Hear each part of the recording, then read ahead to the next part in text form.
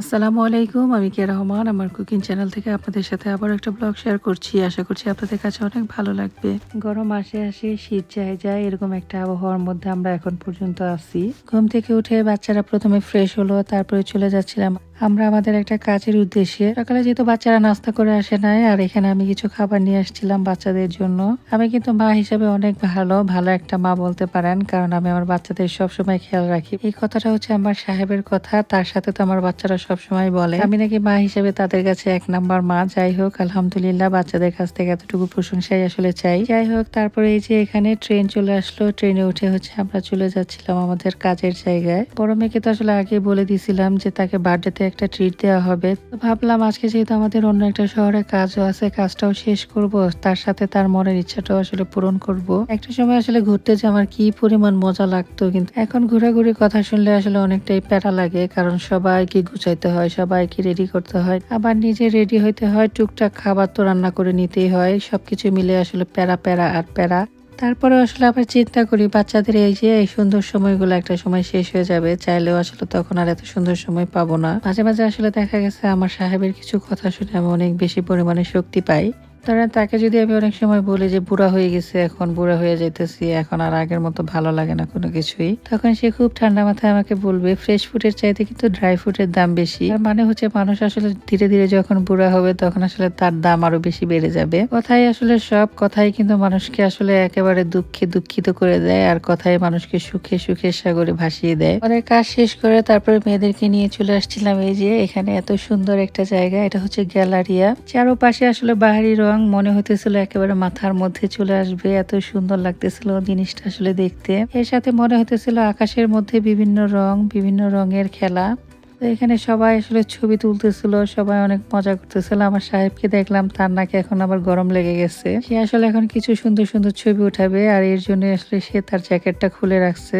দেখতে আসলে কত সুন্দর লাগতেছে, মনে হতেছে চারোদিকে রঙের খেলা, একেবারে রংধনু, রঙের আকাশ। বড় মেয়ে তো অনেক বেশি খুশি হয়েছে, কারণ সে এত বেশি আশা করে নাই তাকে এত বড় একটা সারপ্রাইজ দেওয়া হবে, সেটা একদমই ভাবে নাই। খুশি হয়েছে, এটাই অনেক বড় কিছু। মেয়ের খুশিতে আসলে আমরা খুশি। পৃথিবীতে আসলে অনেক মানুষই আছে যারা টাকা পয়সা ধন দিয়ে আসলে নিজের সম্পদ মনে করে, তবে আমার আর আমার সাহেবের কাছে আমাদের সন্তানরাই হচ্ছে আমাদের কাছে সবচেয়ে বড় সম্পদ।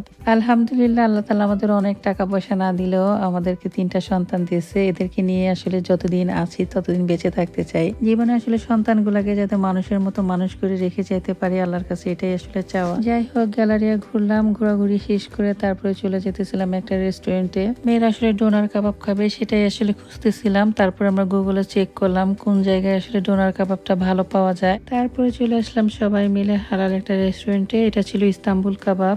এখানে মোটামুটি সব ধরনের খাবারই আসলে হালালি পাওয়া যায়। তো বাচ্চারা আসলে ডোনাল কাবাব খাবে, সেটা তো আগে আসলে বললাম, তো তারা আসলে সেটাই অর্ডার করছিল। তাদের সাথে আমরাও ভাবলাম যে আমরা ওইটাই খাই। আমাদের খাবারটা একটু আগে চলে আসছে, আর এখানে আমার মেঝে মেয়ের খাবারটা একটু লেট করে আসছে। সে তো অনেক অভিনয় করতেছে, তার অভিনয় যেন শেষ হয় না। সে আসলে অনেক অভিনয় করে কান্না করতে পারে, সে প্রচুর ঢঙ্গি আর কি। যাই হোক, সবাই মিলে অনেক মজা করে খাবারটা শেষ করলাম, আর খাবারটা আসলে অনেক ভালো ছিল।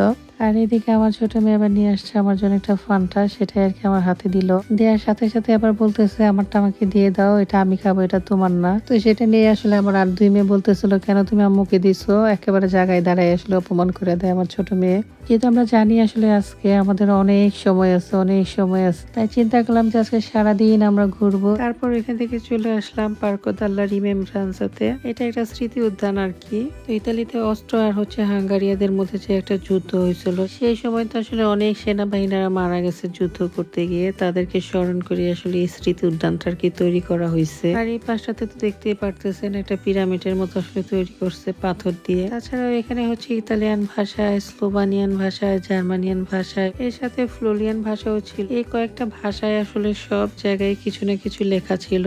অনেক বিশাল একটা এরিয়া নিয়ে আসলে এই পার্কটা তৈরি করা, এত সুন্দর পার্কটা। ভিডিওতে আসলে এতটা সুন্দর লাগতেছে না, কিন্তু বাস্তবে দেখতে আসলে এই জায়গাটা আরো বেশি সুন্দর। আমার তো মনে হইতেছিল যে আমি আজকে সারাটা দিন আসলে এখানে বসে থাকি। নিরিবিলি আসলে চুপচাপ একটা এরিয়া, একেবারে ঠান্ডা পরিবেশ, সবকিছু মিলিয়ে আসলে খুবই ভালো লাগতেছিল। বাচ্চারাও আসলে এত খুশি হয়েছে কি আর বলবো। বড় মেয়েকে দেওয়ার কথা ছিল হচ্ছে ট্রিটের সাথে সে ট্রিপও পেয়ে গেছে। সবকিছু মিলিয়ে সবাই অনেক খুশি ছিল। জীবনের এই সময়গুলো আসলে অনেক বেশি মূল্যবান। সন্তানদের সাথে কাটানোর সময়গুলো আসলে অনেক বেশি মূল্যবান। সময় কিন্তু চলে যাবে আসলে সময়ের গতিতেই, আর বাচ্চারাও বড় হয়ে যাবে, আর তাদের এই আনন্দময় মুহূর্তগুলো আসলে ধরে রাখাই হচ্ছে আমার কাজ। আমি জানি আমার সন্তানরা একদিন বড় হয়ে যাবে, তাদের আসলে নিজেদের পরিবার হবে, তখন হয়তোবা আমার খুব একটা মূল্য থাকবে না তাদের কাছে।